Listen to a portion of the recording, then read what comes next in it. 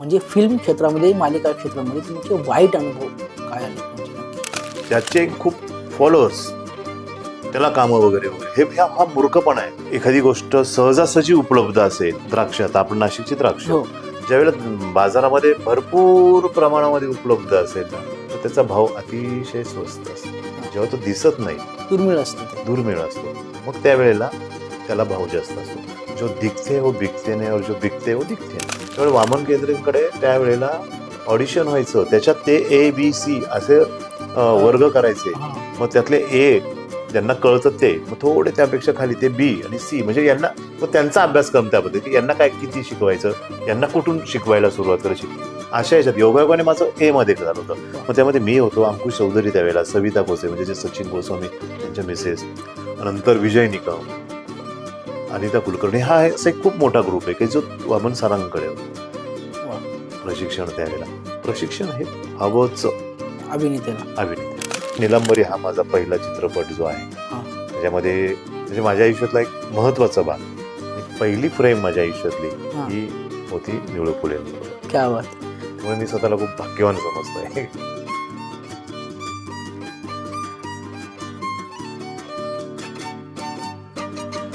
नमस्कार मित्रांनो, माझं नाव आहे हेमराज गावित. मी तुम्हा सर्वांचं माझ्या कार्यक्रमामध्ये स्वागत करतोय, ज्याचं नाव आहे हलक्या फुलक्या गप्पा विथ हेमराज. मी ते विविध क्षेत्रातल्या मान्यवरांना बोलवतो आणि त्यांच्याशी हलक्या फुलक्या गप्पा मारतो. तर आज आपल्या या कार्यक्रमामध्ये आलेले सुप्रसिद्ध अभिनेते, ज्यांचं नाव आहे धनंजय वाबळे, यांनी अनेक चित्रपट आणि मालिकांमधनं काम केलेलं आहे. तर आज आपण त्यांच्याशी हलक्या फुलक्या गप्पा मारूया. चला तर आपण आपल्या कार्यक्रमाला सुरुवात करू.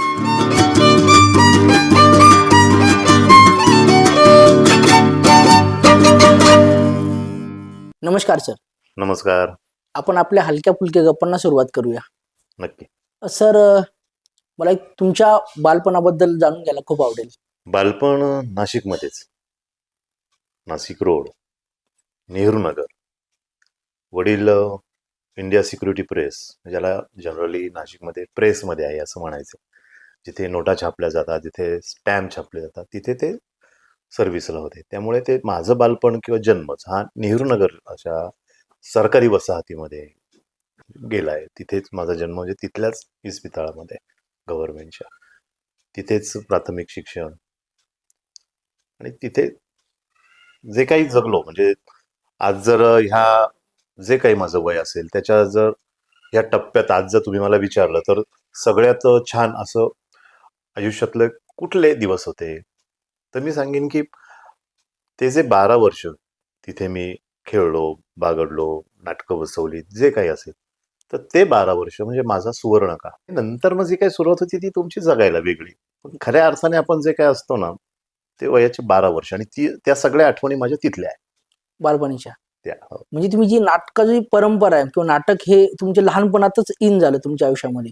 हो, कारण त्या आमच्या त्या नेहरू नगर या वसाहतीमध्ये पूर्वी गणेश उत्सव जे असतो त्यावेळेला 10 दिवस कार्यक्रम असायचे. मग कीर्तनापासून सुरुवात व्हायची, एक 4-6 सिनेमे असायचे मराठी, लोकनाट्य असायचं, आणि कधीतरी एकदा मी एक थोडं रिअलिस्टिक आपलं जे रेग्युलर नाटक असतं ते, बाकी लोकनाट्य असायचं, हा. ऑर्केस्ट्रा, असं काहीतरी. ते सगळे 10 दिवसाचा तो आमच्यासाठी एक मेजवानी असायची. कारण पूर्वी दूरदर्शन आपल्यापर्यंत, टीव्ही हे हो. माध्यमच घरापर्यंत नव्हतं. बरोबर. ही मी गोष्ट बोलतोय, समजा मला कळायला लागलं तसं मी 74 पासूनची गोष्ट बोलतोय, 3-4 वर्षाचं असेल. तेव्हापासून मी हे लोकनाट्य बघायला जायचो. म्हणजे त्या काळात मधु कांबीकर वगैरे ह्या स्टेज शो करायच्या. बरोबर. दादा इंदुरीकर त्यांचं गाढवाचं लग्न, हो हो. गाढवाचं लगीन वगैरे, हे नाटकं आम्हाला तिथे बघायला मिळाली होती. आणि सिनेमा सगळे जुने. बरोबर. त्यामुळे वेगळं काही असं करमणुकीचं आम्हाला माध्यम. साधन नव्हतं ना. बरोबर. त्यामुळे तिथे बघायचो, आणि तिथेच मग ते बघत असताना असं वाटलं की नाटक हे काहीतरी वेगळा प्रकार आहे. हा. सिनेमापर्यंत पोहोचायचं तर काय, मग सिनेमा कसा, तर ती एक परत उर्मी होती आमच्यामध्ये. कसं सिनेमा हम्म. खूप, म्हणजे नशिबान आहात की तुम्हाला सगळी साधन, म्हणजे अलीकडची पिढी तुम्ही लोक, बरोबर. की तुम्हाला सगळ्या गोष्टींचे खूप जवळून आता माहिती, इंटरनेट आहे, मोबाईलवर आहे, शूटिंग याच्यावर कळतं, तुम्ही यावर बघू शकता मोबाईलवर. बरोबर. म्हणजे अगदी 2 वर्षाचा हो. मुलगा सुद्धा त्याला कळायला लागलं की 3ऱ्या वर्षी तो साधारण सगळे व्हिडिओ ऑपरेट करतो. तर आम्ही त्यावेळेला आमच्याकडे एक रिकामा एक फ्लॅट होता, तो आमच्या काही ओळखीचे होते, त्यांनी तो आमच्याकडे तो सांभाळायला होता. कधीतरी यायचे ते तिकडनं, ते तिथेच सर्व्हिसला होते इंडिया सिक्युरिटी प्रेसमध्ये. तर तिथे आम्ही असं न कळत इकडे इकडे बघून त्या एक खिडकीची काच फोडायचो. हम्म. त्या फ्लॅटमध्ये त्याचा पहिला रूम आहे तिथे सगळा अंधार करायचा, कुठनंच लाईट येणार नाही याची दक्षता. रस्त्यावर बसून तिथनं एक मोठा आरसा कुठनाचा तरी ऑटोमॅटिक फुटायचा. हा हा हा त्याचं तो आम्ही फोडला हे असं म्हणत नाही आम्ही, पण हा. तो आम्हाला मिळायचा. तिथनं तो सूर्य असा बघून तो फोकस मारायचा, तो जो सगळा जातो, रिफ्लेक्शन. तो हा कवर जातो, तिथे जातो त्या खिडकीत. तिथे पण अंधार. हा. त्या तितक्या खिडकीवर तिथे पुठ्ठा लावायचा. हा. पुठ्ठ्याला तिथे समोर भिंग लावायचा. हा. आणि भिंगातनं त्या फिल्म मिळायच्या पूर्वी 5 पैसे, 2 हा, पैसे, हा, 3 हा. पैशाच्या काहीतरी 5 पैशाला एक फिल्म असं काहीतरी आम्ही त्या घेऊन अशा अनेक आणायचो. आणि त्या तिथे त्या पकडायचं त्या भिंगासमोर त्या खाच्यातनं असं, की समोर कॅलेंडर किंवा असं सफेद कुठला तरी कपडा लावायचा. बरोबर. तर तिथे ती मोठी फिल्म दिसायची. मग त्यात तुम्हाला अमिताभ हा. आम्ही दाखवायचो, क्या ऋषी बात. कपूर आम्ही दाखवायचो, वा वा. शशी कपूर आम्ही, डॅनी, जे काय त्या काळातले फिरोज खान यांच्या अशा त्या कट फिल्म्स मिळायच्या अशा छोट्या छोट्या हा त्या हा रील हा मधनं. आता हे सगळं कॉम्प्युटराईज झालं, बरोबर सगळे वेगळाच प्रकार झाला, चिप आली तुमचं सगळं. बरोबर. तिथे ते आम्ही आणि मुलांना गोळा करून आम्ही ते दाखवायचो सिनेमा. वा. आणि तिथनं ते डोक्यात सिनेमा हे. परंतु मी अजून त्या माध्यमाकडे गेलो नाही की बरोबर. कॅमेरा हे हा. ते. मी फक्त काम केलंय सिनेमात इथपर्यंत नट म्हणून बरोबर. झालंय, पण टेक्निकली मला फार काही त्यात मी. हा हा पण ते लहानपणी टेक्निकली आम्ही डिरेक्टरच होतो ती ना, आणि उत्सुकता. कॅमेरामन हा आम्हीच होतो ना, की आम्ही हे बरोबर. हा सगळं हा ती दाखवायचो. उत्सुकता असायची आणि ते एक प्रेझेंटेशन म्हणजे करण्याचं. हा. हा, म्हणजे आमच्या सिनेमामध्ये अमिताभने पण काम केलंय ओ, क्या बालपणीच्या. असं सांगायला हरकतच हो, नाही. प्रश्नच कारण नाही. ती फ्रेम तुम्ही पकडायची आणि त्या गोष्टी त्यातनं असायच्या. ते. आणि त्याचं कारण असं म्हणतो मी, हा गंमत म्हणून भाग निराळा, की दूरदर्शन नाही, सिनेमा बघायला जायचं म्हणजे घरापासून एक 5 किलोमीटर लांब. हा आणि लहान मुलांना तो प्रवास तितका शक्य नसायचा. आई वडील घेऊन जातील सिनेमा बघायला तेव्हा तो सिनेमा बघितला जायचा. बरोबर. आणि पूर्वी इतकं नव्हतं बॅड. हा आता जे तुम्ही सहज घरामध्ये कुठलाही कार्यक्रम बघू शकता तसं बरोबर. नसायचं. म्हणजे तो महिन्यातून किंवा 2 महिन्यातून किंवा वर्षातून 2दा तो सिनेमा असं फॅमिली सिनेमा बघणं होतं. बरोबर. त्यामुळे तुम्हाला पर्याय कुठे होता त्यावेळेला, फक्त वर्षातून एकदा आणि तो पण ज्यावेळेला थिएटरला जाऊन बघायचा. त्यावेळेला. आणि गणेश उत्सव असेल त्यावेळेला तिथे आम्ही तो फुकटात मिळायचा आमचं ते हो त्या कार्यक्रमामध्ये. तितकंच, त्याच्या पलीकडे काहीच नाही. फक्त बरोबर. खेळ होते मैदानी. हो इटी दांडू असेल तुमचा, कबड्डी असेल, क्रिकेट असेल, फुटबॉल असेल, भोवरा वगैरे बरोबर. हेच खेळ. किंवा मग त्यात एक नाट्यरूपी असं एक त्यावेळेचं तो खेळ होता की चोर पोलीस, हा चोर पोलीस लपायचं, बरोबर दुसऱ्यावर राज्य. हेच होतं ना, बरोबर. वेगळं काही नव्हतं. त्यामुळे तुमची बॉडी सतत ऍक्टिव्ह असायची आणि वेगवेगळे कॅरेक्टर मध्ये तुम्ही जायचे. ते मैदानी खेळ किंवा असायचे. भांडे भांडे एक प्रकार होता, हो म्हणजे त्याला डॉक्टर होणं वगैरे, भातुकलीचा खेळ. भातुकलीचा खेळ. बरोबर. कोणीतरी वडील आई होणार, काहीतरी प्रसंग घडणार, हो असं जे घरात घडत असेल, तो कोणीतरी मास्टर माइंड असायचा, तो सांगायचा की आपण असं आज भांडणाचा कार्यक्रम करू, म्हणजे आज भांडे भांड्यामध्ये आपण भांडण करू, बरोबर. आज आपण रिझल्ट लागला ते, म्हणजे घराघरात ज्या काही गोष्टी घडतात त्याचं प्रतिबिंब म्हणून तो खेळ होता. वा. नाही हेच ऑब्झर्वेशन कॅरेक्टर होते आमचे. बरोबर. त्या भूमिकाच आम्ही ना, एक 5 हो. मुलं एकत्र आलो आम्ही, कोणीतरी मी डॉक्टर झालो किंवा मी त्या घरातला माणूस हो. झालो किंवा मी पोलीस झालो. हेच नाटक होतं ना सुरुवात. बरोबर. म्हणजे जे आपण बघतो तेच ऑब्झर्व करून आपण आपल्या खेळांमध्ये वापरतोय. बरोबर आहे. आताचं ऑब्झर्वेशन मुलांचं ते बदललंय का? ऑब्झर्वेशनच उरलं नाही. हा ऑब्झर्व करतात, पण ज्याला म्हणतो ना आपण, ते स्थिरावत नाही मेंदूमध्ये. हा हा हा हा बुद्धीचं काम खूप कमी केलंय तुमच्या ह्या मोबाईल, मोबाईलने. ह्या लॅपटॉप. बरोबर. ते खरोखर चांगली गोष्ट आहे. त्याच्यामध्ये तुम्हाला युट्यूबवर खूप चांगल्या माहिती मिळतील, अशा गोष्टी आहेत. गुगल करा तुम्ही. अभ्यासाचं सोडून तुम्ही खूप टेम्पररी हो. तुम्ही बघा, तुम्हाला इतकं सिलेक्शन करायला म्हणजे इतकं सोपं आहे. स्क्रोल केलं की तुम्ही सब्जेक्ट चेंज होतो. 5व्या मिनिटात तुम्ही कुठे असत. हो येस येस इथे ते फीड होतच नाही ना. बरोबर. बुद्धीचं काम कमी होत चाललंय. सेव्ह त्या मोबाईल मध्ये झाल्यामुळे ते आपण हे करू शकत नाही. नाहीच ना, Capture तुमच्या नाही करू नाहीच होत. शकत. आज जर तुम्ही मला विचारलं की मग तुमची नाटकाची सुरुवात कशी झाली, हा तर मी सांगू शकतो की मी अमुक एक नाटक बघितलं होतं ना, मग मला असं वाटलं की आता हे सिनेमाचं मी सांगितलं, बरोबर. मग मी नाटक जर करायचं तर मग नाटकही त्याच पद्धतीने मी केलं की अरे हे असं असतं तसं असतं, मग मीच राजा होणार, बरोबर. मीच प्रधान होणार, आणखी 2-4 मुलं मुली, त्यांच्याशी असं हे तुम्ही नाचायचं ते करायचं, हा. आम्ही गण गवळण हे जे काही बतावणी हे सगळं आम्ही करायचो. हा म्हणजे आमच्या डोक्यात फीड काय व्हायचं, ते जे वास्तव जे दिसायचं ना ते हो. आमच्या डोक्यात फीड होत गेलं आणि आम्ही तशी नाटकाला सुरुवात केली. जिन्यामध्ये कुठेतरी त्या इमारतीच्या गच्चीमध्ये बरोबर. मुलांना बोलवायचं, तो ऑडियन्स आमचा, आणि त्यांच्या समोर मग ते- अगदी टर्किश टॉवेल वगैरे त्यावेळेला ते बॉम्बे डँगचे वगैरे काहीतरी त्याचं घ्यायचं, म्हणजे तो राजा. हा खोट्या खोट्या मिशा, काहीतरी पेन्सिल वगैरे, पेन्सिल. हा सॉरी पेन्सिल पण नाही मिळायची आम्हाला, हे आपलं कोळसा असतो ना, कोळसा हा त्याने ती मिशी करायची, त्यांनी दाढी करायची, आम्ही मेकअप म्हणतो. वा. आता तुम्ही बघा मोबाईलवर तुम्हाला सगळे सगळं ऑप्शन म्हणजे अगदी अमेरिकेपासून ते तुम्हाला अगदी कुठल्या पाड्यापर्यंतचे मेकअप कसे असतात ते तुम्हाला इथे बघायला मिळतात. बरोबर पण त्याचा अभ्यास म्हणून बघितलं तर ते फायदेशीर. बरोबर पण तुम्ही पुढे गेलेत, सारखे पुढे गेलेत, तुमचं याचं कामच हा ठेवलं उरलंच नाहीये. उरलंच नाही. बरोबर. मेंदूचं कामच तुम्ही नाही, फार तीच कमी तीच केलं. गोष्ट, ते ऑब्झर्वेशन. आता जे मुलं खेळ खेळतात ना, ते जे बघतात तोच खेळ आहे ना. हो, हा, तर त्याच गोष्टी तुम्हाला लाभल्या आणि तुम्ही हळूहळू ह्या ह्या क्षेत्राकडे. क्षेत्रात आलो आणि नाटकाची ती सुरुवात ना मग माझी. बरोबर. मग तिथेच मी सांगतो काय, या वयाच्या 12व्या वर्षापर्यंत मी नाटकं बसवायला लागलो होतो. पण खऱ्या अर्थाने रंगमंच मला मिळाला नव्हता. हा, मग तो कसा मिळाला? तो मग असं हे सगळं करत असताना बऱ्याचदा संधी मिळत नव्हती. हा कुठे करायचं, काय करायचं. माझा एक मित्र आहे, तो ईश्वर जगताप म्हणून आहे. तो मला नाशिकला एका संस्थेमध्ये घेऊन गेला, की तिथे चंद्रावरचे ससे, बिरबल बिरबल ही असली नाटकं ती होती, बालनाट्य ती त्याच्यामध्ये. तर मला फार ते म्हणजे स्टेज इतकं म्हणजे मी शाळेत होतो त्या शाळेत एक मोठं परंपरा आहे त्या शाळेची, पुरुषोत्तम इंग्लिश स्कूल म्हणून, नाशिक शिक्षण प्रसारक मंडळाची. तिथे मोठं म्हणजे त्या स्टेजचं ओपनिंग ज्याला काय म्हणतो हे करण्यासाठी पृथ्वीराज कपूर आले होते बापरे, म्हणजे ते रंगमंचाचं. रंगमंचाचे वा. ओपनिंगसाठी. परंतु मला कधी तिथे चान्स नाही मिळाला. हा. म्हणजे आमच्याकडे ते वाश्री पुरोहित व्हायचे, ते मी बघायचो सगळं. परंतु खऱ्या अर्थाने त्या जिजाई थिएटर्स म्हणून होतं, तिथे आम्ही काम केलं. हा. म्हणजे सुरुवात झाली माझी तिथनं. पण पहिल्या दिवशी जे पहिला माझा प्रयोग होता, त्या प्रयोगात सुद्धा मी गेलो तर समोर बघतो तर प्रेक्षक म्हणजे मुलंच ना, हा, हा, बालनाट्य ते. बरोबर. आम्ही अगदी बघायचो, साया वगैरे घ्यायला मुलं यायचे. आम्हाला फार त्याच वेळेला हिरो झाल्यासारखं वाटायचं. फील. हा. आणि ज्यावेळेला खऱ्या अर्थाने आम्ही नाटक सुरू केलं, समोर बघतो तर मुलं थप्पी खेळ खेळतायत. काही जण बघतायत, काही जण काही नाही. नैराश्य आलं मग. तर त्यावेळेला आम्हाला म्हणजे हिरो झाल्यासारखं वाटत होतं. कारण ते मुलं सह्या घ्यायला यायचे. त्यावेळेला कॅमेरा वगैरे काही नाही ना, का हा. सेल्फी वगैरे. बरोबर. तर सह्या घ्यायला येऊ. परंतु ज्यावेळेला ऍक्च्युअल नाटक सुरू झालं तर मुलं खेळ खेळताय, थप्पी, हा. मी पकडलं तुला वगैरे वगैरे वगैरे. मग ते त्यावेळेला एक नैराश्य आलं, हा. की अरे यार आपण. पण मग ती उर्मी आतून होतीच ना. मग पुन्हा पुन्हा करत गेलो काम. आणि मग वेगवेगळे मग लिहायला पण लागलो बालनाट्य. वा. खरं तर बालनाट्यापासून सुरुवात झाली. मग राज्यनाट्य स्पर्धा, बरं. त्यामध्ये मला मग कामं मिळायला लागली. तिथनं मग तो प्रवास सुरूच झाला. अशा कोणकोणत्या एकांकिका लिहिले ज्यांची नावं वगैरे तुमची?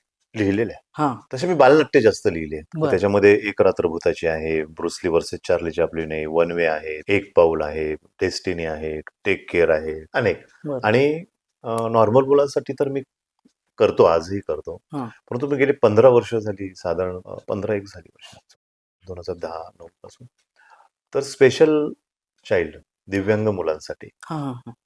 त्या मुलांसाठी मी काम करतो. बरं.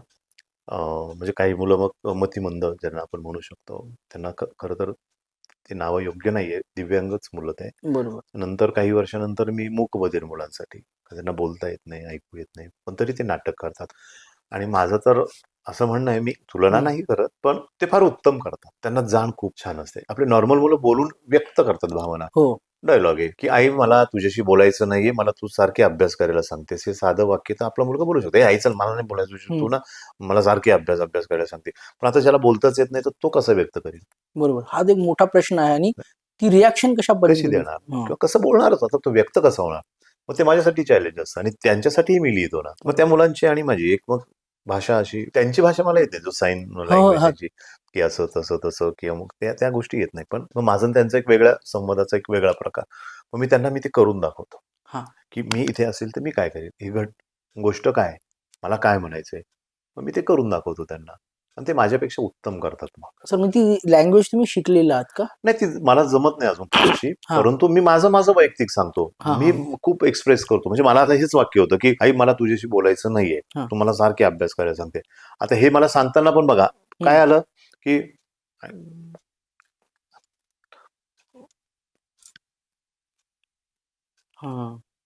हे त्यांना कळलं. बरोबर. कळलं आम्हाला.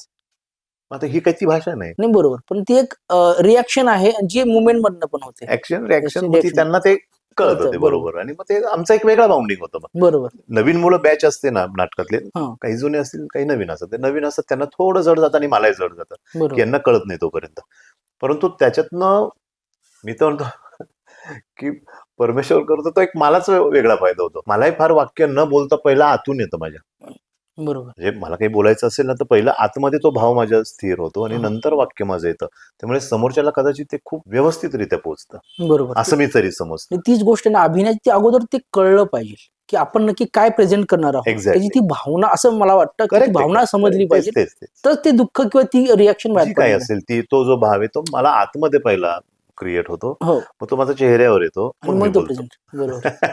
हे खूप काय सर म्हणजे ह्या गोष्टी मला माहित नव्हत्या. जेव्हा तुमच्याबरोबर मी काम करतो, पण ते तुम्ही अभिनेता म्हणून मला माहित होता. बरोबर. पण तुम्ही एक लेखक पण आहात आणि प्लस तुम्ही नाटक बसवता आणि एकांकिका लिहिता पण. दिग्दर्शन बरेच. दिग्दर्शन पण करता. हे मला नव्याने तुमच्याशी आता बोलताना ती मला गोष्ट समजली आणि त्यात तुम्ही त्या दिव्यांग मुलांच्या बरोबर राहून ती गोष्ट करताय किंवा त्यांच्याकडनं हो, ते बोलतं करतात. कारण काय त्यांना कोण आहे हो?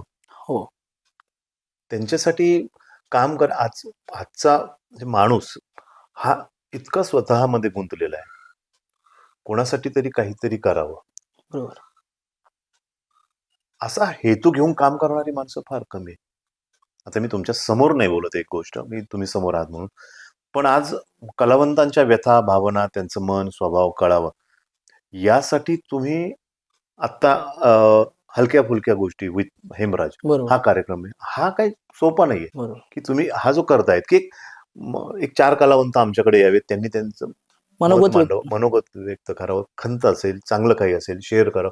काहीतरी तुम्हाला हे समाजामधली ही देवाण-घेवाण आहे. हा कार्यक्रम हा सोशल आहे ॲक्चुअली. खऱ्या अर्थाने सोशल आहे. बरोबर. सामाजिक कार्यक्रम. बरोबर आहे. तसं त्या मुलांसाठी काम करायचं तर ते सोशल आहे माझ्यासाठी. नाही खरं मला आहे. होतो फायदा. कसा फायदा होतो, की माझ्यातही प्रगल्भता माझी वाढत जाते ना. माझ्यातलाही नट आणखी बाहेर येतो. हा बरोबर. माझा निस्वार्थ म्हणेन. नाही खरं पण आहे. पहिला मला त्याग करावा लागतो. माझी बरोबर. वेळ, काळ सगळं. खरं आहे. कारण आज एवढ्या बिझी शेड्यूलमधून तुम्ही त्यांच्याशी वेळ काढ त्यांच्यासोबत राहण्यासाठी किंवा हे सगळं उभं करण्यासाठी वेळ काढतात. ही खरंच महत्त्वाची कारण गोष्ट बाबा आहे. त्यांचे आई-वडील पण एक लिमिटपर्यंत करतात. पण त्याच्या पलीकडे त्या मुलांना नाटक कळावं. आणखी एक जगामध्ये आणि त्या मुलांवर ते परिणाम झालेले आहेत चांगले. हो. म्हणजे हे जे मूकबधीर मुलांबद्दल बोलतोय, की त्या मुलांना प्रचंड मोठा कॉन्फिडन्स आलेला आहे. कारण ही त्यांना व्यक्त होता येतं ना बरोबर. समाजामध्ये वेगवेगळ्या.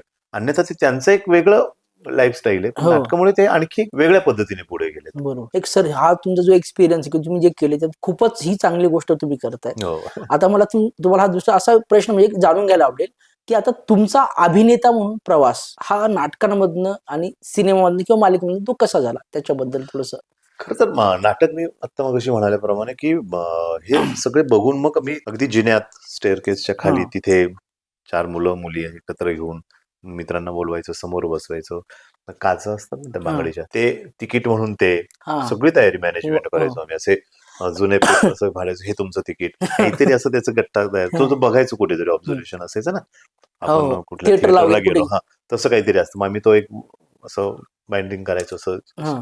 ते तिकीट दिलं आणि ते हां. समोर बसवायचं असं. तोच खेळ सगळा. Yes, yes, yes. आणि ते सगळं सुरू असताना मग बालनाट्य मध्ये म्हणजे त्याच्या हां. पुढे जाऊन बालनाट्यांमध्ये जे थिएटरला खरोखर व्हायला लागले, चांगल्या मोठ्या थिएटरला वगैरे.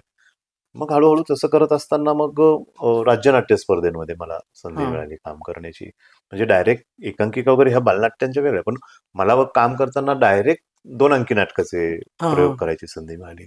त्यात तनमाजुरी एक नाटक आहे का त्याचं एक मोठं कॅरेक्टर मला मिळालं. नंतर एक नाटक प्राध्यापक दिलीप परदेशींचं आहे. नाटक नावाचं नाटक आहे. नाटक नाटकच नाही. नाव आहे हो. त्याचं, नाटक. तर त्यामध्ये मला मेजर रोल म्हणजे जो महत्वाचा रोल आहे, मेन रोल. हां. ते आमचे अहमद शेख म्हणून इथे होते. ते आत्ताच म्हणजे त्यांचं निधन झालं. म्हणजे माझ्यासाठी ती फार दुःखद घटना आहे त्यांचं नसणं. कारण ते माझे फक्त ह्यातलेच गुरु नाही, की हां. त्यांनी मला नाटकात दिलं म्हणून आणि मग त्यांच्याकडे मी सुरुवात केली म्हणून नाही. आम्ही असे एकत्र आलो आणि ती शिकायला मिळाली. मिळाली. आणि बरोबर. त्यांच्यामुळेच मला निलंबरी हा माझा पहिला चित्रपट जो आहे, हां. त्याच्यामध्ये म्हणजे माझ्या आयुष्यातला एक गमतीचा भाग नाहीये तो, पण फार महत्वाचा भाग. का पहिला जर टेक कोणाबरोबर झाला असेल, हां. तर ते कोण असतील? ते होते निळूभाऊ. क्या बात है! ते माझे वडील दाखवले आणि हां, हां. त्यांनी मला म्हणे, "चलो मला क्लू द्या." हां? हां. म्हटलं, "अरे बापरे!"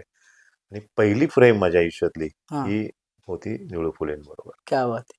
त्यामुळे मी स्वतःला खूप भाग्यवान समजतोय. की पहिली फ्रेम आणि पहिला सिनेमा त्यांच्याबरोबर करायला त्यांच्याबरोबर करायला करायला. मिळाला. त्यात मग अनेक होते. नंतर मिलिंद गवळी, हां. अ, रवी पटवर्धन, तोरडमल, मधुकर तोरडमल, मामा आणि असे आशालता वाबगावकर असं मोठं कास्टिंग होतं त्यावेळेचं ते. आणि सर तुम्हाला तुमच्या म्हणजे आयुष्यात आलेले सिनेमे किंवा चांगल्या भूमिका सिनेमातल्या त्याच्यामध्ये थोडंसं ऐकायला आवडेल. तसे म्हणजे जे काही होते तसं तर कुठलीही भूमिका ही महत्वाची असते बरोबर. त्या सिनेमासाठी. पण सावरखेड एक गाव, हां. तर त्याचं एक मला कॅरेक्टर ते होतं माझं त्यात पोलीस इन्स्पेक्टर. हां. पण त्यावेळी माझे सगळेच मित्र त्यामध्ये, म्हणजे डिरेक्टर पासून ते जवळजवळ क्राऊडमध्ये काम करणाऱ्यांपर्यंत जवळजवळ माझे सगळे मित्र होते. म्हणजे आता राजू पाटील डिरेक्टर होते, हो, हो. आता ते नाहीये. पण बरोबर. आपण जर म्हणजे मला नाही वाटत काही वावगं वेगळं काही बोलतोय किंवा चुकीचं बोलतोय. तर मराठी सिनेमा जो बदलला, हां, हां. पूर्वी एक बऱ्यापैकी साचेबद्ध असा एक सिनेमा बनायचा. परंतु खऱ्या अर्थाने बदल घडायला लागले त्यातला सावरखेड हा एक फार महत्वाचा आहे, की तिथं मराठी सिनेमाचं परसेप्शन बदललं. त्याचे अँगल्स बदलले म्हणजे बदलत गेले. स्टोरीज जे म्हणजे सगळ्या पद्धतीने. नरेशन जे म्हणजे होतं. आधी होते समजा आवर्जून सांगावं सॉरी, बिनधास्त नावाचं चंद्रकांत कुलकर्णींचा एक सिनेमा होता. हां. त्याने थोडासा तो आयाम मोडला होता मराठीचा. तो एक वेगळ्या पद्धती धाटणीचा तो सिनेमा. कट्टू त्याच्यानंतर मला असं वाटतं की मध्ये येऊन गेले, म्हणजे अनाथ सारखे वगैरे सिनेमा, हो, भेट हो. सारखा एक सिनेमा ते वेगळ्या पद्धतीचे येऊन गेले. बरोबर. म्हणजे अमोल पालेकरांचा अनाथ होता. परंतु सावरखेड एक गाव ह्याने सगळ्या गोष्टी बदलल्या. स्टार कास्ट जो बघितलं तर विक्रम गोखले, सदाशिव अमरापूरकर, श्रेयस तळपदे, अंकुश चौधरी, मकरंद अनासपुरे, उपेंद्र लिमये, म्हणजे मराठी मोठी कास्ट असलेलं सगळे आज हे सगळे कुठल्या कुठे हो. मोठे मोठे, म्हणजे तोपर्यंत तसं बघायला गेलं तर सगळे एक वाटेवर होते हो. प्रगतीच्या. बरोबर. मग ती सुरुवातच होती. पण यानंतर ते सगळ्यांचं चित्रच बदललं या सिनेमामुळे. हां, सगळ्यांनाच सगळेच. एक हो. आणि सर म्युझिक डायरेक्टर बद्दल बोलायला गेलं तर अजय अतुल सरांचं हो, ती हो, हो. ते पण बरोबर आहे. कारण त्याचा पण म्हणजे दोघांचाही पहिला सिनेमा हां. म्हणून तर तो होता सावरखेड एक गाव. बरोबर. आणि मी त्यांच्या घरी गेलो होतो. हां, अजय अतुल सरांच्या. हो, मी असा बसलो होतो. मला माहित पण नाही. म्हणजे आतमध्ये त्यांचं रेकॉर्डिंग ते सगळं ते तिथे ते गेले. तिथे काहीतरी त्यांचं ते सुरू होतं. हां. कुठेतरी गोरेगावला कुठे मला आता आठवत नाही, कारण डबिंग वगैरे होतं माझं कुठल्यातरी सिनेमाचं आणि आम्ही सगळे सोबत होतो. हां, हां. तर त्यावेळी बघितलं का म्हटलं अरे यार हे लोक, ते नंतर कळलं की हे दोन महान व्यक्ती ह्या आपल्या बरोबर. मराठी मातीतल्या, की ह्या त्या होत्या. बरोबर. ते नंतर आकलन झालं. नाही बरोबर. आणि त्या सिनेमाच्या गमती जमती म्हणजे त्यावेळेला मी इन्स्पेक्टर होतो. हां. तर काहीतरी महिनाभराचं शेड्यूल होतं. नंतर एक परत 5 दिवसाचं आणि सुरुवातीचं काय 5-25 असं काहीतरी होतं. पण मी सुरुवातीचे जवळजवळ 28 दिवस काहीतरी मी सेटवर असायचो. हां. मला कळायचं ना काय नाही. तेव्हा नंतर लक्षात आलं की आमच्या राजीवने अशी गंमत केली होती की मला मुद्दाम सगळ्या तारखा दिल्या नाही. असायचो मी एखाद 2 पासिंग बिसिंग येते कधी-कधी. परंतु तिथे इतका क्राऊड, कारण आमच्या म्हणजे 2 सेकंद आड फ्रेम बदलत होती. हो. एकाच सीनमध्ये हां. लोकेशन गावं सुद्धा बदललेलं. बापरे! सीन हाच. हां. पण तोच सीन कटिंग बिटिंग काहीतरी सगळं त्या क्लोज बीज कधी-कधी खूप वेगवेगळ्या ठिकाणी त्याचं आणि हो. खूप म्हणजे क्षणाक्षणाला फ्रेम बदलत. खूप वेळ नाही. असं इतकं एक वेगळ्या पद्धतीचं ते सगळं शूट होतं ते. बरोबर. आणि क्राऊड खूप जमायचा. खूप लोक सिनेमा ते शूटिंग हां. बघण्यासाठी येत. त्यावेळेला मी माझं, आणि आता मी खूप बारीक वगैरे व्यवस्थित आहे असं लोक म्हणतात. पण त्यावेळेला मी 105 वगैरे किलो वजन होतं. बापरे! आता खूपच कमी. आता हो. वजन काय तुमचं? आणि त्यावेळेला मी खराखुरा तो इन्स्पेक्टर वगैरे दिसायचो. आत्ताचं वजन काय म्हणाल? आता मी 75 मध्ये थांबलेलो आहे. Okay, okay. खूप दिवस झाले की त्याच्या खाली येत नाही आणि वर जात नाही. 78 ते 75 फार. 78 सुद्धा मला जास्त वाटतं. मग मी 75 वर कॉन्स्टंट देतो. तर त्यावेळेला लोकांसाठी मी नुसतं सगळं बघितलं तरी क्राऊड बाजूला जायचा. वाह! वाह! आणि मग मी म्हणाले मजा येत होती मला ती, की ते खराखुरा नसताना इन्स्पेक्टर मी जो काही तो जगून घेतलं महिनाभर बरोबर. खरा इन्स्पेक्टरच्या भूमिकेत. तर मला ते मजा वाटली ते करताना. बरोबर. आणि परत मग मी अमृता बोलते म्हणून एक सिनेमा होता तो. राजेश शृंगारपुरे, मधुरा वेलणकर, विजय वेलणकर, प्रदीप वेलणकर हां, सॉरी, त्याचे बाबाचे ते मधुरा वेलणकर. आणि असं एक चांगलं तो कराडमध्ये बेतला होता. डॉक्टर सुश्रुत पुराणिक, सुप्रिया पुराणिक म्हणून आहे. तर ते सत्य घटनेवरती आधारित फिल्म होती. हां. मी अमृता देशपांडे नावाची एका मुलीचं एक अशी वाईट घटना आपल्या महाराष्ट्रामध्ये घडली होती, सांगलीमध्ये. हां. एकतर्फी प्रेमातून ती काहीतरी असं होतं. तर साधारण त्याचा बेस होता त्या स्टोरीचा. ते एक चांगलं कॅरेक्टर होतं माझं. त्यामुळे तो एक मी भ्रष्ट मिनिस्टर वगैरे काहीतरी होतो. त्याच्या आणि अनेक भूमिका छोट्या मोठ्या ज्या काही आहेत त्या मी प्रामाणिकपणे पार पाडल्या. बरोबर. कुठल्या भूमिकेला खूप महत्वाचं म्हणत नाही किंवा काही नाही, कारण सगळ्याच भूमिका महत्वाच्या असतात. बरोबर. सर अगदी. तुमचा आता सिरियलच्या प्रवासाबद्दल. सिरियलचं तर खरं तर माझ्या मनी ध्यानी कधीच नव्हतं हां. की सिरियल करावी. नाटक करावं, बालनाट्य करावं, मोठ्यांचं नाटक करावं, राज्य नाट्य स्पर्धा करावी. आणि एखादा सिनेमा आला की वर्षातून एखाद 2 सिनेमे करावे, याच्या पलीकडे माझ्या डोक्यात काहीच नव्हतं. परंतु नाटक करायचं हे सगळं डोक्यात असताना कोरोना आला ना. हां. पूर्वी काहीतरी वेगळं म्हणायचंय. मजबुरी का नाम काहीतरी वेगळं हो. म्हणायचंय. पण मी म्हणतो मजबुरी का नाम कोरोना. हां. की मला ते कोरोना होता. म्हणलं नाटक करायला मिळणार नाहीये, अभिनय कुठे करता येणार नाही, दिग्दर्शन कुठे करता येणार नाहीये. कारण हा कोरोना असा फोफवणार आहे की हा 2.5-3 वर्ष हो, तुमचं पूर्णच खाऊनच घेतलं त्या. काहीच होऊ देणार नाहीये. मग मी माझी जी काही आतमधली खदखद आहे ती हो. मी आतल्या ते आत शांत बसू देत नाही नाहीस. बसू देणार आहे. बरोबर. वाचून किती वाचणार आहे? त्यावेळेला असं होतं की तुम्ही आयसोलेट होते. त्यात तुम्ही परत वाचन तुम्ही परत तुमच्या आत जर शिरलात, हो. तर शांत झाल्यानंतर परत मग मी विपश्यना. त्याच्यावर जोर हो. होता मग. मग काहीतरी करावं, काय करावं काय माहित नाही. आणि तोपर्यंत नुकतंच थोडंसं ओपन झालं होतं आणि नाशिकमध्ये शूटिंग करण्यासाठी परवानगी होती. हां. नाशिक, कोल्हापूर, पश्चिम महाराष्ट्र हो. तसे काही मोजके हे होते. मुंबईमध्ये बॅन होता. बॅनच होतं. आणि योगायोगाने ती आमची मनवा नाईकची म्हणजे स्ट्रॉबेरीची सिरियल ही सुंदरा मनामध्ये भरली. हो. ती नाशिकमध्येच होणार होती. हां, हां, हां. पण ती फक्त त्याचं दुर्दैव की ती कोरोना नंतर सुरू झाली. पण हां. ती कोरोना आला नसता किंवा तो जो काही प्रसार झाला नसता, हां. तरी ती नाशिकमध्येच होणार होती. आणि त्यावेळेला मला बोलवण्यात आलं की एक आमदाराचं कॅरेक्टर आहे, ते करा तुम्ही. म्हणून म्हणलं ओके, काही हरकत नाही. म्हणून मी ते केलं आणि छान वाटत होतं मला ते काम करत असताना. पण अचानक एक दिवस एपिसोड असं तुम्हाला तर माहिती आहे कसं असतं. हो. 1 मिनिटाचा कमी होता. हो. मग पॅच करायचं, पॅच हं. मारायचा. मग काय हां. कुठलं कॅरेक्टर इथे आता? तर बाकीची तुमच्या सिक्वेन्सनुसार कोणीच तिथे फिट नव्हते. मग मी आणि माझा मुलगा दौलत, ऋषिकेश शेलार, हां. आम्ही दोघं तिथे त्या एका पॅचमध्ये बसू शकत होतो. पण तो एक सीन असा गाडीमध्ये असतो आम्ही. तो मी त्याला झापतो, तो शूट केला आणि 1 मिनिटाचा सेम डे तो टेलिकास्ट झाला. हां, हां, हां. त्याच दिवशी तो रात्री दाखवला हो, गेला. हो, हो. तर आमचा तो सीन झाला आणि तो सीन मनवा नाईक पासून मधुगंधा कुलकर्णी हां, लिहायच्या. हो, हो. त्यांना ते यांना चॅनल हो. या सगळ्यांना तो सीन आवडला आणि तिथनं माझं कॅरेक्टर वाढलं. क्या बात है! मग सलग पुढे मी ते तो सीन नक्की काय होता सर? काही नाही, मुलाला आपला बाप नेहमी झापतो हां. प्रत्येक घराघरात. तसा तो आमदार जरी असला तरी हां. मुलगा उन्हाळ होता त्याचा, हां. जो दौलतचं काम करायचा. तर त्याला तो सांगतो की उन्हाळ काय करत फिरू नको, हं. बस झालं. नाही तर मग तुला जर ऐकायचं नसेल तर मग आपल्या डेअरी आहे, मग गोठे आहेत, ते सांभाळ तू. मग ते त्याचा एक कॅरेक्टरचा लहेजा कशा होता? ते थोडंसं जर तो तसा तो विलन होता. हां. म्हणजे तुम्ही मारामाऱ्या करा, दंगली करा, कापा, लोकांना सगळं करायचं. हे कामच असतं आपलं. हां. पण सापडायचं नसतं. बरोबर. तो आमदार असा असतो हां.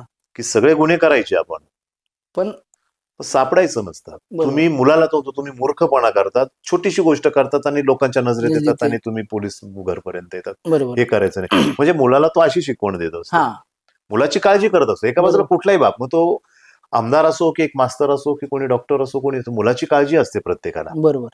किती वाईट प्रवृत्तीचा माणूस असला तरी मुलाची काळजी करतो. मुलाला त्याला स्टेबल करायचं असतं, पण मुलाला ती किंमत नसते. बरोबर. मुलगा उन्हाळक्या करत फिरणार, मुलींना छेडणार, गावामध्ये याला मार, त्याला मार, वेगळ्या पद्धतीने. हां. म्हणजे अशा लेव्हलचं ते कॅरेक्टर होतं ते तुमचं. कॅरेक्टर होतं आणि हां. माझं जे होतं ते मी सगळं करून तसा काही नाहीये मी. हां. लोकमत माझ्याविषयी चांगलं, बँक आहे माझी बरोबर. त्याच्यामध्ये सुंदरामध्ये. हां, हां. म्हणजे त्या सिरियलमध्ये माझी बँक असते. मी सगळ्यांना तिथे दाखवताना म्हणजे महिला सबलीकरणाचे धडे मी सांगतो, महिलांना पुढे आणलं पाहिजे. मात्र घरी बाईला पदर सुद्धा मी खाली होऊ देत नाही. हां. पदर बरोबर. अशा लेव्हलची ती भूमिका एवढंच तिच्याकडे बघणार, तरी ती पदर सावरणार. म्हणजे ही साईनच आणि बाहेर अगदी हां. बाहेर तो अगदी सगळ्यांसाठी तो अगदी गोड गोड, तोंडात साखर, मध, वाह! डोक्यावर बर्फ. घरात मात्र त्याचा तो जो ऑरा आहे. ऑरा होता. तो म्हणजे असं होता की हा जगाला घाबरणारा दौलत. हां. तो बापासमोर मी हात जरी वर केला मी याचा हां. काही खाजवायसाठी, तरी तो असं घाबरतो. वाह! क्या बात है! असं ते आणि मस्त मग ते ऋषी ती भूमिका जेव्हा आपण हे करतो ना, त्या लेव्हलची ही गोष्ट म्हणजे कॅरेक्टर आपल्याला दिसतं. तसंच तुम्ही त्या लेव्हलला हे होता. म्हणजे काय म्हणजे ते इन होतं. नाही, गंमत अशी आहे की त्याला आपण एकटे जबाबदार नसतो. हां. उत्तम लिहिलेलं गेलं होतं ते. बरोबर. उत्तम लिहिलं गेलं होतं. उत्तम ते कपडेही त्याचे म्हणजे जे काही कॉस्ट्यूम. हां. कॉस्ट्यूम आहे ते प्रॉपर होते. आणि अमित छल्लारे डिरेक्टर, हां. त्यांनी तो असा काढून घेतला माझ्याकडनं. वाह! ते दौलतचं असेल की आमचं, म्हणजे आम्ही तर म्हणतो म्हणजे दौलतही म्हणजे आमचा ऋषिकेश शेलार, आम्ही तेच म्हणतो की हे अमित छल्लारेंनी आपल्याकडनं हे कॅरेक्टर, बरोबर. म्हणजे कुठेतरी मला असं वाटायचं मी इथे सर मी इथे जरा लोला जातो, इथे असं हो. बोलून बघतो. नाही आबा, हां. ओरा, वा. एवढंच बोललं की समजायचं ओरा हा, म्हणजे ओरा वरती ते बाय सोडू नका सोडू नका. आणि मग काही ठिकाणी म्हणजे आता एक प्रसंग होता, मी तर मला आठवतो तो खूप आठवणीतला आहे हा. की अख्ख्या गावासमोर माझ्या मुलाला नाक घासायला लावलं, माफी मागायला लावली गाववाल्यांनीच, हिरोने. हा. तर खरा तर तो अपमान त्या मुलाचा नसतो झालेला, त्या आमदाराचा, त्या झालेलं आमदाराच्या दारात.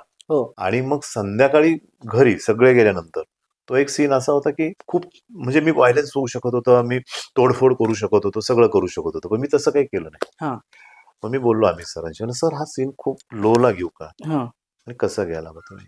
म्हटलं चिडचिड न करता घ्या म्हणे, काही प्रॉब्लेम नाही, बघूयात आपण, चांगलं वाटलं तर करू, नाही तर मग हा. काय बदल करतील ते बघू. करते बरोबर. म्हणून आम्ही असं गेलो. तर मी तो मुलगा आणि बायको बसलेली असतील, त्या मुलाला मी ते इतक्या इतकं खाली जाऊन की राग नाही, लोभ, फक्त शांतपणे, दौलतराव हो दौलतराव, हे असं संध्याकाळी डोक्याला हात लावून बसायचं नसतं, चांगलं नसतं ते. तुम्हाला एवढा त्रास होत नसेल ना, एवढा त्रास आम्हाला तुमच्यापेक्षा शतपटीने जास्त होतोय. आणि मग त्याचे समोरचे 2 कुटुंब आहे ना, त्यांच्याविषयी बोलतो. तर त्यांना जर रस्त्यावर नाही आणलं ना, शांतपणे म्हणजे निघून जातो. घडले खूप मोठं, पण मी पण त्याला ती फक्त इतकं खाली, आता हा. म्हणजे माता कसा माहित नाही, पण तो माईक वगैरे आमचा तो पिंटू सानू मास्टर जे होते, हा. पिंटूजीच म्हणायचो हा. आणि त्यांना म्हणलं मी खूप खाली जाणार, खूप खाली जाणार, कितना जाओगे? हा. रिहर्सल करून घेतली. हा. म्हटलं मी याच्याही पेक्षा खाली जाऊ शकतो. पण टेकच्या वेळेला जो काही सायलेन्स होता तो इतका सायलेन्स होता की मी आणखी खाली गेलो. हो. मला तो टेक होईपर्यंत असं झालं होतं की इतकं खाली गेल्यानंतर तो आवाज कॅच होईल की नाही, कारण सिरियल माध्यम आहे. बरोबर. तो ambience सगळे सगळा ambience, हा. तो सगळा कसा असतो कसा नाही, नॉईज सगळे. पण त्याने तो कॅच केलं होतं बरोबर, वा. खूप खाली गेलं तरी. क्या बात. आणि तो सीन कट झाल्यानंतर काही सेकंद म्हणजे मिनिटाच्या अलीकडे थोडेसे हा. एक वेगळा सायलेन्स होता. वा. क्या बात आहे. हीच त्या म्हणजे म्हणजे वस्तू हलवायचा सुद्धा कोणी आवाज, कॅमेरा सुद्धा सगळे सायलेन्स. त्यांनी कट करून तिथेच बसून राहिले होते. वा. आणि तो सीन जेव्हा टेलिकास्ट झाला त्यानंतर मला किमान 5-25 मेसेज आले होते, राव भीती वाटली म्हणे, तर काय करावं आम्ही. क्या बात आहे. हो, म्हणजे हे हा. फॅक्ट आहे वा. की मला म्हणे आता तुम्ही काय करणार नेमकं, म्हणजे भीती वाटते म्हणे आता, कारण लोक खूप इन्व्हॉल्व होते त्या बरोबर. सिरियल. त्या कॅरेक्टर आणि त्या सगळ्या हो, गोष्टीमध्ये एकंदरीत सगळीच गोष्ट असते ती, त्यात मी एकटा असं नाही म्हणत, पण ते जे काही आजूबाजूला हो. सगळे म्हणजे बरोबर. लिहिलं खूप छान होती ती सिरियल, हो. बांधली खूप छान होती. सर आता जसं तुमचा सुंदरा मनामध्ये भरली, हा पहिली सिरियल होती ना ही तुमची? हो, हा. तशी पहिली. त्याच्यानंतर किती सिरियल तुम्ही केल्या आणि आणि त्यांची सातत्यानं कॅरेक्टर? मग ती संपल्यानंतर म्हणजे ती चालूच होती सायमल्टेनियसली. मला दुसरी एक तुझ्या माझ्या संसाराला आणि काय हो. झीला चालू होती, त्यामधलं एक कॅरेक्टर चांगलं होतं. आता तो एकदम गावरान आमदार म्हणजे हा. एकदम टिपिकल, आणि हा इकडे जो होता तो मिलिंद करमरकर एक हा. कॅरेक्टर होतं तुझ्या माझ्या संसाराला आणि हा. काय. तेव्हा अमृता पवार माझी मुलगी असते, प्रिया तुळजापूरकर माझी बायको, आणि माझा जावई तो हार्दिक जोशी म्हणजे हा. राणा. तो राणा. राणा हा. म्हणून अख्ख्या खूप महाराष्ट्रातला महाराष्ट्रामध्ये फेमस आहेत ते सगळ्यांना हार्दिक माहिती. जोशी. हो. आणि मग ते कॅरेक्टर होतं ते अतिशय धूर्त कपटी, मुलीवर प्रचंड प्रेम, मुलगी म्हणेल ते, म्हणजे मुलीला साठी तो जीव देणार. त्याची भाषा वगैरे काहीशी वेगळी होती. नाही, तो टिपिकल, तो हा. करमरकर म्हणजे तो अगदीच शुद्ध, म्हणजे तो अगदी कोकणस्थ वगैरे असा हा. एकदम टिपिकल. आणि हा जो होता आमदार हा म्हणजे एकदम गावरान एकदम. गावरान नाशिकचा तो हा. अगदी, म्हणजे तुझ्या मायला हा. वगैरे बोलतानाच ते अशाच पद्धतीने बोलणार. बरोबर. हा सॉफ्ट होता खूप. हा वाटताना खूप दिसायला वगैरे खूप छान असं, ते एकदम सॉफ्ट, कधी कुणाला वाटेल की हा काहीच म्हणजे असं, बरोबर. परंतु हा आतून पैसे, हा. म्हणजे त्याला प्रत्येक पाऊल टाकलं तर पैसे निघाले पाहिजे अशा प्रवृत्तीचा. मग तो मुलीला ज्या घरात देतो हा. त्या घराची सुद्धा वाट लावून, ज्याला म्हणतो आपण अलीकडचा शब्द, त्यांचे सगळे वाताहत करतो, हा. आपसापसात सगळ्यांच्या हे करतो, आणि भांडण, हा. तिथे तो त्यांची प्रॉपर्टी हडपणारे. स्वतःच्या नावे करून, आणि त्याला हे माहितीये की माझ्यानंतर ही प्रॉपर्टी माझ्या मुलीचीच आहे, बरोबर. माझी मुलगी मोठी व्हावी, म्हणजे मुलीबद्दलचं प्रेम अशा वेगवेगळ्या पद्धतीने. ती एक वेगळी शेड होती. हा. तर ते एक कॅरेक्टर म्हणजे. बरोबर. आणि अजून असं तुमचं कोणतं कॅरेक्टर जे तुमच्या आठवणीत तुम्हाला राहिलं आणि तुम्हाला ते करायला मजा आली? तसे बघा काय, आपण सगळ्या भूमिकेमध्ये खूप आतूनच शिवतो, त्यामुळे बरोबर. तसं अवघड. परंतु काय झालं, सुंदराचा जो आमदार होता हा. त्याला लोकांनी खूप प्रेम दिलं, बरोबर. त्यामुळे मी त्याच्यात अडकणं खूप हा, हा. स्वाभाविक आहे ना, कारण कुठे गेल्यानंतर खूप पर्सनली लोक इन्व्हॉल्व्ह व्हायचे त्या कॅरेक्टरमध्ये. आणि मी बघितलंय या हा, माध्यमांमध्ये हा. सिरियलचे की लोक ना ते मेंबर तुमच्या घरातले होऊन जातात. बरोबर. म्हणजे एकदा मी असं मुंबईला चाललो होतो, काहीतरी डबिंग होतं माझं कशात फिल्मचं, मी चाललो होतो आणि रस्त्यात मला एका कसाऱ्याच्या तिथे मी थांबलो चहा घेऊ. काही फॅमिलीज आल्या माझ्याशी बोलायला लागले की, आणि त्यातली एक आजी आल्या, ते योगायोगाने काहीतरी ते देशमुख वगैरे असं काहीतरी नातेवाईक वगैरे असं काहीतरी विषय झाला आमचा. तर त्या आजी रडायला लागल्या. म्हणजे तुम्ही होते तोपर्यंत म्हणे तो दौलत बरा वागत होता, आता फार बिचारा आहे, असं काहीतरी. म्हणजे तिच्या आयुष्यात कोणीतरी दौलत होती, जो त्रास देत होता. कोणीतरी बरोबर. आबासाहेब असेल, बरोबर. जो मी होतो त्या आमदार, की जो फक्त त्याला घाबरत हो, होता. हो, हो. म्हणजे इतके पर्सनली इन्व्हॉल्व असतात. Yes, yes. कारण ही जेव्हा सिरियल लिहिली जाते, तर ते हेच चित्रीकरण जे आपण जे ऑब्झर्व्ह करतो, तेच आपण मांडण्याचा प्रयत्न हो. करतो. आणि सुंदराचं कसं झालं, त्या दरम्यान लॉकडाऊन असेल कारण किंवा काय, परंतु प्रचंड प्रमाणात ती चालली. म्हणजे खूप आर्टिस्ट लोकांनी, डिरेक्टर लोकांनी सुद्धा ती सिरियल, म्हणजे आज मी जातो ना, हां, तर सगळे मला त्या कॅरेक्टरने ओळखतात, बरोबर. की तुम्ही ते सुंदरात ना, आबासाहेब आमदार तुम्ही होते ना. बरोबर. मग मी बाजूला जाऊच शकत नाही ना त्या हां, ह्याच्या. म्हणजे बरोबर. मी त्यापेक्षाही कदाचित चांगलं जर वेगळं कॅरेक्टर आणखी केलं, जास्त तरी पहिलं प्रेम ते पहिलं प्रेम ना. बरोबर. ती तसं गोष्ट. आहे ते. हो. आणि सर मला हे विचारायला आवडेल, की आता तुमचा एवढा गाढ अभ्यास आहे, म्हणजे तुम्ही एक लेखक आहात, तुम्ही दिग्दर्शक आहात आणि आता तुम्ही अभिनेता पण त्या लेव्हलला तुम्ही नाव कमवलेलं आहे. तर तुमचे आवडते दिग्दर्शक कोण आहेत? नाटकातले किंवा सिनेमातले किंवा डेली सोपचे? पण डेली सोपच्या तर मला अमित छल्लारेंचं नाव जरा प्रामुख्यानं समोर येत आहे, की त्यांच्याबरोबर जास्त काम केल्यामुळे. नंतर अमित सावर्डेकर, हां, तसे सगळेच उत्तम आहे. हां. सुर्वे आहेत ते, ते सावलीला होते माझ्याबरोबर, किंवा पुष्कर आहेत, पुष्कर रसम सर. रसम सर. हां. प्रत्येकाची कामाची पद्धत पद्धत. वेगळी आहे. आपल्याशी जो आता मगाशीच विषय झाला, विठ्ठल विठ्ठल डाकवे सर. दाखवे सर, ते एक वेगळ्या पद्धतीने हो. घेतात काम करण्याची पद्धत. प्रत्येकाची पद्धत आहे. आपण कुठे किती मॅच होतो तो. त्यामुळे असं हा एक आवडतो किंवा तो आवडत नाही असं म्हणणं अवघड असतं. हां. कारण प्रत्येकाचं एक काम करण्याची पद्धत आहे ना पद्धत आहे वेगळी. आणि ती आपण ऍक्सेप्ट करून त्या पद्धतीने आपण हे हां, करतो. कारण तो त्यांचं, कारण डेली सोपला तुम्हाला माहिती आहे, की खूप स्पीड लागतो कामाचा, बरोबर. की इतके सीन निघणं आहे, ते पाहिजे तेवढं फुटेज, आणि सगळेच खूप सर्कमस्टन्सेस खूप वेगळे असतात काम करतानाचे. बरोबर.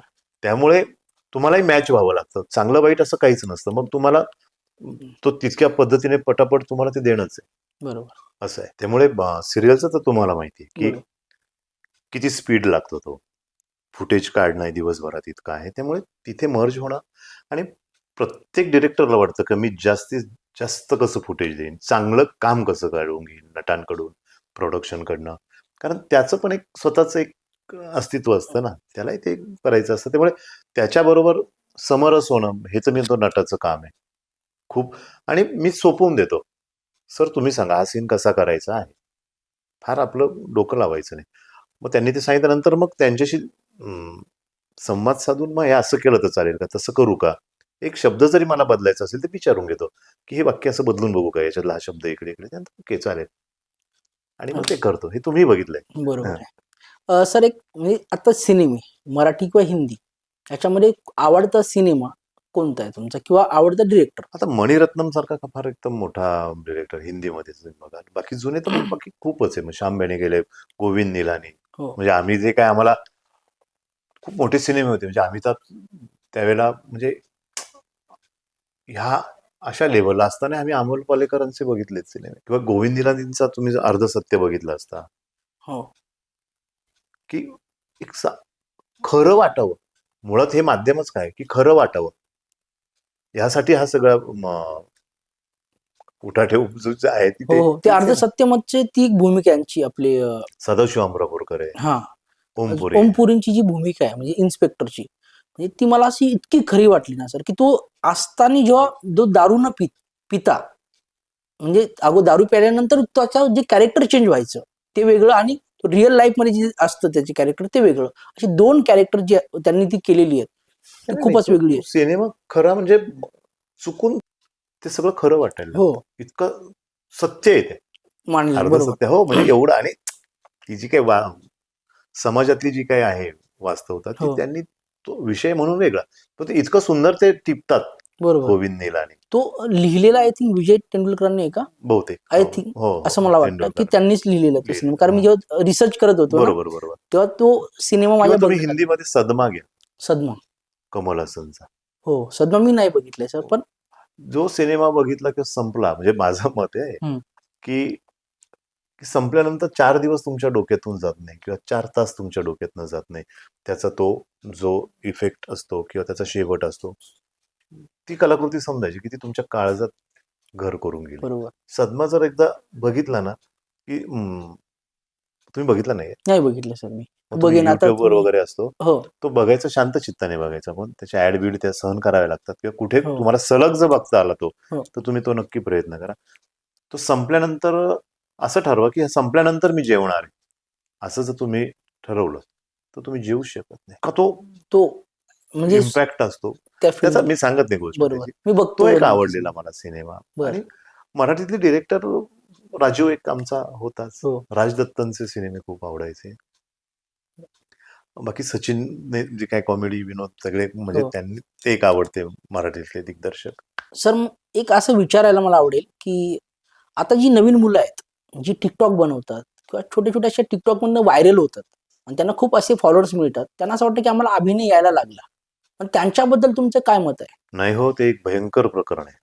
हे रील्स वगैरे म्हणताय ना तुम्ही, हां, तर टिकटॉक तसं बंद आहे. पण रील्स हे तुमच्या आवडीपुरतं, तुमच्या फॅमिलीपुरतं, तुमचे जे नातेवाईक आहे, जे ओळखीचे आहे, इथपर्यंत ठीक आहे. पण तुम्ही त्यातून जर स्वतःला कलावंत वगैरे म्हणत असाल, तर फार अवघड आहे. कारण घरात तुम्ही तुमचं कम्फर्ट झोनमध्ये तुम्ही तो रील करतात आणि तो शो करतात. बरोबर. खूप छान एक्सप्रेशन असतात. अगदी खूपच छान. त्यांच्यात आनंद म्हणून तिथपर्यंत ठीक आहे. पण ते सगळं आम्ही खूप छान करतो म्हणून आम्ही नट-नट्या झालो हे चुकीचं आहे. मग तुम्ही एखाद्या सीरियलमध्ये तुम्ही एक सीन देऊन बघा त्याच लोकांना. त्यांना उभं राहता येत नाही की एक वाक्य बोलता येत नाही. मग तिथे नुकसान कोणाचं होतं? प्रोड्युसरचं होतं. ती वेळ जाते.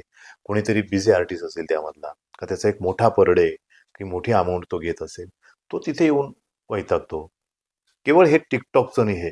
आणि त्याचे फॉलोअर्स वगैरे त्याचे जास्त. आणि आता खाली तो ट्रेंड निघालाय अलीकडे की ज्याचे खूप फॉलोअर्स त्याला कामं वगैरे वगैरे. हा मूर्खपणा आहे. तेच झाले. कारण काय होतं ना, की ज्याचे फॉलोअर्स जास्त आहेत त्याला आपण सीरियल आणि त्या फिल्ममध्ये. प्रोड्युसरला ते कळत नाही की हे तिथे आल्यानंतर खूप शेण खातात. अगदी मी ठामपणे काही लोक म्हणजे असेल एखादा विचार तिथनं येऊन चांगलं काम करणारा पण असेल, नाही असं नाही. त्याला व्यासपीठच नाही किंवा त्याला स्क्रीन नाहीये, तर तो त्याची हौस तिथे भागवणार आणि त्याला जर त्यातनं चान्स मिळाला तर आनंदाची गोष्ट आहे. आपण अभिनंदन करू. आणि तिथे जाऊन त्याने प्रोड्युसरची जर फुटेज खाल्लं नाही, काही केलं नाही, हो. तर नक्कीच त्याच्यासाठी आपण अभिनंदन करू, त्याच्याला शुभेच्छा देऊ. पण बरेच लोक आहे की तिथे खूप छान असतात. मी तेच सांगतो त्या रील करताना. पण प्रत्यक्ष कॅमेरासमोर, स्टेजवर किंवा काही सिनेमामध्ये काम करताना माती खातात. मग नुकसान होतं ते. तर हा क्रायटेरिया धरूच नाही की त्याचे इतके फॉलोअर्स आहे म्हणून इकडे. उलट हा एक विचार का नाही करत की ज्या वेळेला बाजारामध्ये एखादी गोष्ट सहजासहजी उपलब्ध असेल, द्राक्ष, आता आपण नाशिकची द्राक्ष हो. ज्यावेळेला बाजारामध्ये भरपूर प्रमाणामध्ये उपलब्ध असेल ना, तर त्याचा भाव अतिशय स्वस्त असतो. हां. जेव्हा तो दिसत नाही, दुर्मिळ असतं ते. दुर्मिळ असतो, मग त्यावेळेला त्याला भाव जास्त असतो. जो दिखते वो बिकते नहीं और जो बिकते वो दिखते नहीं. बात आहे. हे तर आहे की नाही? खरं आहे. मग त्यापेक्षा जास्त असं हे करण्यापेक्षा वापरावं त्याने. सोशल मीडिया प्रत्येकाचं चॉईस आहे, ते आपण कोणाला हं. बंधन नाहीये. परंतु ते चुकीचं आहे. कारण खूप फरक आहे. तुमच्या छोट्या मोबाईलवर तुम्ही तुमची कला करता, तुमच्यापुरते ठीक आहे. पण त्यांचं ते बघून आणि मग त्यांना कामं देणं किंवा ते ठरवणं, मला तरी चुकीचं वाटतंय. म्हणजे जे खरोखर मेहनत घेतात, वर्षानुवर्ष कामं थिएटर करतात, करतात, थिएटर करतात, ऑडिशन देतात. ऑडिशन देतात आणि तिथे जाऊन कामं करतात, छोट्या-मोठ्या भूमिका करतात. कितीतरी लोक आहेत ना, की उत्तम आर्टिस्ट आहे. मी बघितलंय, म्हणजे अनुभव घेतलाय, की मी सिरियलमध्ये बघतो एखादा उत्तम स्टेजवर उत्तम काम करणारा माणूस असतो, तो अगदी छोट्या रोलसाठी तिथे येतो. मलाच बघवत नाही, अरे यार हा ऍक्च्युली ह्या सिरियल मधला एका मोठ्या मुख्य भूमिकेतला माणूस पाहिजे, पण हा येऊन छोटं. परंतु तोही म्हणतो नाही यार, मला हा प्रांत नवीन आहे माझ्यासाठी. मग तो मुरतो त्याच्यामुळे, थोडं थोडं छोटे मोठे काम करत मग तो चांगल्या भूमिका मिळवायला लागतो. आहेत असे पण लोक एक कम्फर्ट झोन मध्ये येण्यासाठी छोट्या मोठ्या भूमिका करतात, ते मरतात ना. मग तुम्ही डायरेक्ट अशा लोकांना घेतात, तिथे उभं करतात आणि ते शेण माती खातात. मग झाला का विषय मिटला. मग एक चांगला आर्टिस्ट कुठेतरी त्याला तुम्ही रिझर्व ठेवता आणि तसेच तिथे सोडतात. म्हणजे एका चांगल्या कलाकाराची जागा खातात असं म्हणायला हरकत नाही. हरकत नाही. तेच येतं थोडक्यात तेच. दुसरी गोष्ट आहे की एक अभिनय करण्यासाठी अभिनयाचं शिक्षण गरजेचं आहे का? प्रत्येक गोष्टीला आपण म्हणतो ना, असं उपजत तुम्हाला फक्त आहे ना, तो एक परमेश्वरी आपण म्हणतो देण बिन वगैरे वगैरे, हे सगळं ठीक आहे. पण प्रत्यक्षात तर तुमची एक स्वतःची म्हणजे कोणीतरी डॉक्टर होतो, कोणीतरी वकील होतो. तो एक बारीक ती आवड असते त्या माणसाला म्हणून तो त्या दिशेने जातो. मी हे करू शकतो इथपर्यंतच ठीक आहे. बाकी शिक्षण घ्यावंच लागतं. मी डॉक्टर व्हायचो नेहमी. बरोबर. आता मी मोठ्यापणी डॉक्टर व्हायचं तर मला शिक्षण घ्यावं लागेल. मला लहानपणी वाटायचं मी नट व्हावं. तर मला कुठेतरी ते प्रशिक्षण असतं, काही गोष्टी असतात. नुसतं असं अनुभवांनी किती ना, त्यापेक्षा आपण म्हणतो ना, की पुस्तक कशासाठी मग शालेय आयुष्यात किंवा कॉलेजला गेल्यानंतर किंवा कुठे तुम्ही MBBS ला जा किंवा कुठल्या इंजिनिअरिंगला जा, पुस्तके आलंच ना. तसं कुठलंही शिक्षण घेताना किंवा कुठली गोष्ट शिकताना तुम्हाला वर्कशॉप आलं, तुम्हाला समजा NSD आहे, तुम्हाला ललित कला आहे, तुम्हाला मुंबई युनिव्हर्सिटी आहे. इथे पण एक शिक्षणाचा भाग आहे. ते शिकलेलं बरं. आणि अनुभवी माणसाकडनं किंवा जो प्रशिक्षित आहे, त्याच्याकडनं जर काही शिक्षण घेता आलं, तर तुम्हाला खूप फायदेशीर ठरते त्या गोष्टी. तुम्हाला ॲक्टिंगसाठी. आता मी मी हे सगळं माझं माझं करत असताना 92 साली मला अचानक असं त्यावेळेला तर फार अवघड होते. वर्कशॉप वगैरे माहीत पण नसायचे आम्हाला. हां. तर 92 साली मी वामन सर म्हणजे वामन केंद्रे वामन केंद्रे सर. जे हां. NSDला हो, आता प्रमुख होते, हो. युनिव्हर्सिटीला हो. होते मुंबई. त्यांचं एक मोठं लॉंग ड्युरेशन एक वर्कशॉप होतं. म्हणजे NSDचा सगळा बेस हां, सिलेबस तो सगळा अभ्यासक्रम तोच आणि मोठं काहीतरी वर्षभराचं होतं ते. हां. कुठे होते ते? ते मुंबईला हां, दादरलाच होतं दादरला. ते. हां. मग त्याच्यासाठी त्यांनी ऑडिशन आता तर सगळीकडे बऱ्याच प्रमाणात लोक भरती होतात. त्यामुळे वामन केंद्रेकडे त्यावेळेला ऑडिशन व्हायचं. त्याच्यात ते A, B, C असे अ, वर्ग करायचे. हां. मग त्यातले A ज्यांना कळतं ते, मग थोडे त्यापेक्षा खाली ते B आणि C म्हणजे यांना मग त्यांचा अभ्यासक्रम त्याबद्दल की यांना काय किती शिकवायचं, यांना कुठून शिकवायला सुरुवात करायची. अशा ह्याच्यात योगायोगाने माझं A मध्ये झालं होतं. वाह! मग त्यामध्ये मी होतो, अंकुश चौधरी त्यावेळेला, सविता खोसे म्हणजे जे सचिन गोस्वामी त्यांच्या मिसेस, त्या उत्तम ऍक्ट्रेस ऍक्च्युली, पण हां. त्या का नाही इकडे माहिती, पण त्या काउन्सिलर वगैरे जेजेला वगैरे त्या मोठ्या हुद्द्यावर आहेत, तो काही मुद्दा नाही. नंतर विजय निकम, वाह! अनिता कुलकर्णी, हा असा एक खूप मोठा ग्रुप आहे की जो वामन सरांकडे होता वाह! प्रशिक्षण त्यावेळेला. प्रशिक्षण हे हवंच अभिनेत्याला. अभिनेत्याला. हां, सर एक ह्या क्षेत्रामध्ये म्हणजे फिल्म क्षेत्रामध्ये, मालिका क्षेत्रामध्ये तुमचे वाईट अनुभव काय आलेत म्हणजे नक्की? नाही, वाईट असं असं सांगूही नाही काही हां, म्हणजे काय नाही, प्रवास जो असतो म्हणजे तुम्हाला अचानक ज्यावेळेला कॉल टाइम येतो, समजा तुम्ही लांब असाल, दुसऱ्या सेटवर आहात, दुसऱ्या सिटीमध्ये आहात, समजा हो. मी नाशिकला आहे, इकडे पण शूट करतोय आणि मुंबईमध्ये पण शूट करतोय, तर मग प्रवासात कधी कधी येतात मग वाईट अनुभव तो हां, सगळा.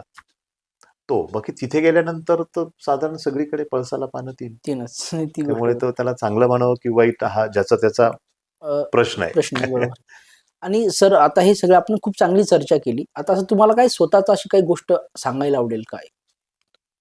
नाही, मला माझी सांगायला म्हणजे हे की मी असं न खाता असं सांगतो हं. मुलांना. मला काही सांगायचं असेल हां, तर नवीन मुलांसाठी मी एक गोष्ट सांगतो. जसं आता तुम्ही हा मुद्दा मांडला की प्रशिक्षण शिक्षण. वगैरे हवं का, हं, तर ते हवंच. आणि मगाशी पण आमचा एक सरांबरोबर एक चर्चा झाली की हे सगळं चालू असताना या क्षेत्रात यायचं असेल तर प्रशिक्षित असावं. वैयक्तिक आयुष्यामध्ये जर आपल्याला नट किंवा या क्षेत्रात जर काही करता आलं नाही, यात खूप प्रांत आहे, फक्त अभिनेता नाही, डिरेक्टर आहे, लेखक आहे, त्याच्यापासून मग तुमचे कॅमेरामन आहेत, खूप मोठं क्षेत्र आहे. बरोबर. म्हणजे पूर्ण एक फळी आहे त्याच्या पाठीमागे. तर त्याच्यामध्ये सगळ्यांचं प्रशिक्षण हवंच. पण समजा ह्यात आपल्याला काहीच करता आलं नाही, तर मग काय करायचं? त्यासाठी तुम्हाला उत्तम अशी डिग्री पण हवी, का जी तुमचं खऱ्या अर्थाने अर्ध्या भाकरीचं आपण म्हणतो ना, हो. ती ती पक्की सोय. करणारी ती सोय तुम्ही केलेली पाहिजे. बरोबर. तिचं कसं करणार? मग तुमचा पार्टनर तसा असू शकला पाहिजे किंवा तुमचं घराचं तसं बॅकग्राऊंड आहे का? शेवटी घराच्या आणि त्या भरोश्यावर किती मग वैयक्तिक म्हणून म्हणलं तुमचं ते हवंच की 2 पैसे कमवण्याचं उत्पन्न याच्या व्यतिरिक्त तुम्ही कधी म्हणजे करू शकता का? ते एक बघायचं. आणि सातत्यानं शरीर जपलं पाहिजे. हां, म्हणजे स्वतःची पर्सनॅलिटी जी आहे. पर्सनॅलिटी, कारण तुमचा ॲसेट तोच आहे.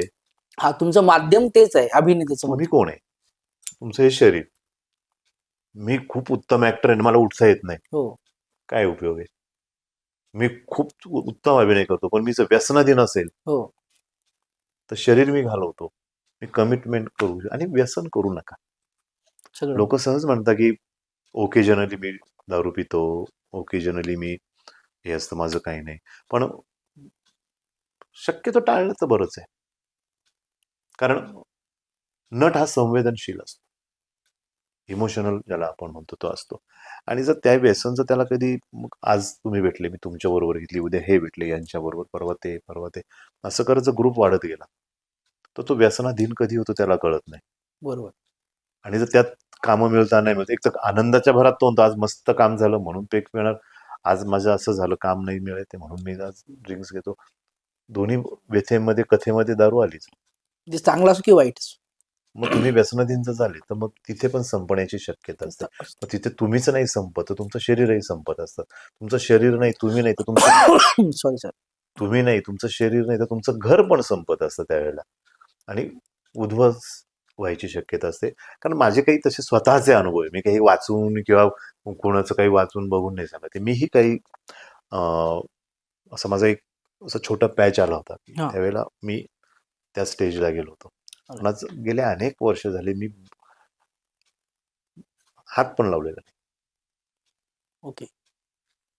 म्हणजे हे मला जे ओळखतात जवळून हो. त्यांना माहिती आहे का मी त्या लेवलला. पण त्यानंतर उलट मी जास्त काम केलं म्हणून म्हणलं मला मुलांना हे सांगायचं का तुम्ही जाऊच नका ना त्या गोष्टींच्या. ओकेजनली पण दारू पिऊ नका, कुठल्याच पद्धतीने दारू पिऊ नका. आणि मला हे सांगायला लाज नाही वाटत.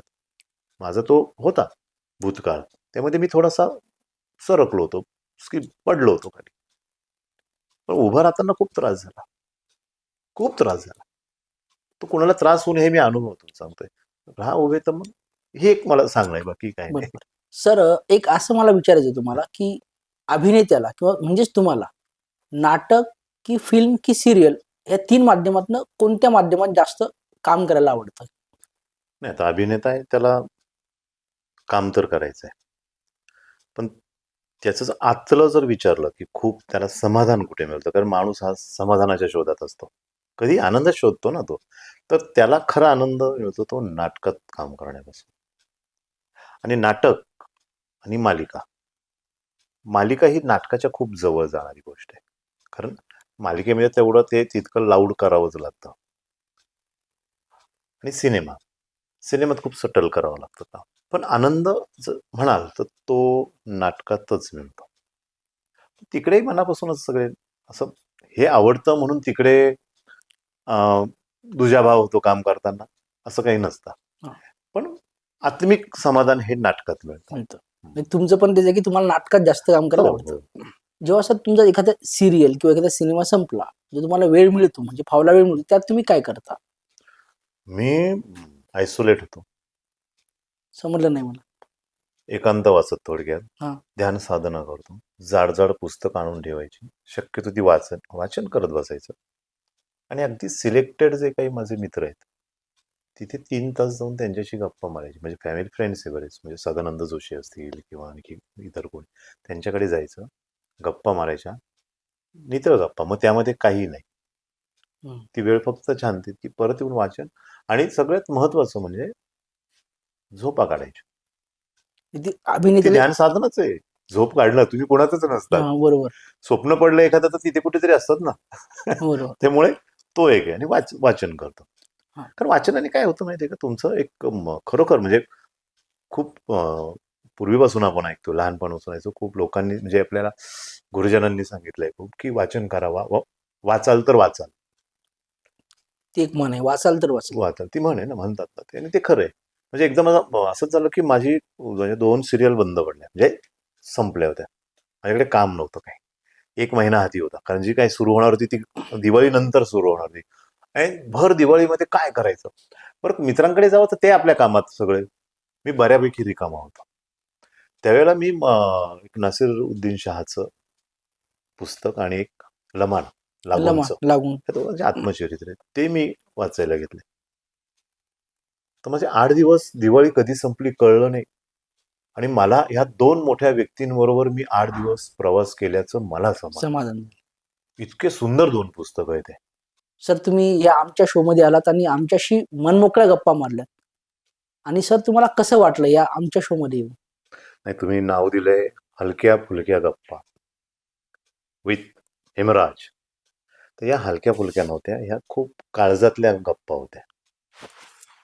आतून आलेल्या सगळं. हा, खूप म्हणजे छान वाटलं मला हा कार्यक्रम, म्हणजे तुमच्याशी या गप्पा मारताना आतल्या गोष्टी काही बोलताना आपल्याला स्मरणात जात असतात काही गोष्टी, आपण पुढे जात असतो. पण तुम्ही त्या उकरून पुन्हा एकदा मला, उलट मीच तुम्हाला धन्यवाद देतो, तुमच्या टीमला धन्यवाद देतो की तुम्ही हा विषय घेऊन वेगवेगळ्या पद्धतीने मांडून माझ्याकडनं काढून घेतलं, म्हणजे मला परत रिफ्रेश केलंय तुम्ही.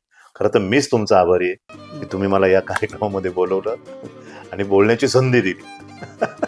असं मी नक्कीच म्हणेन.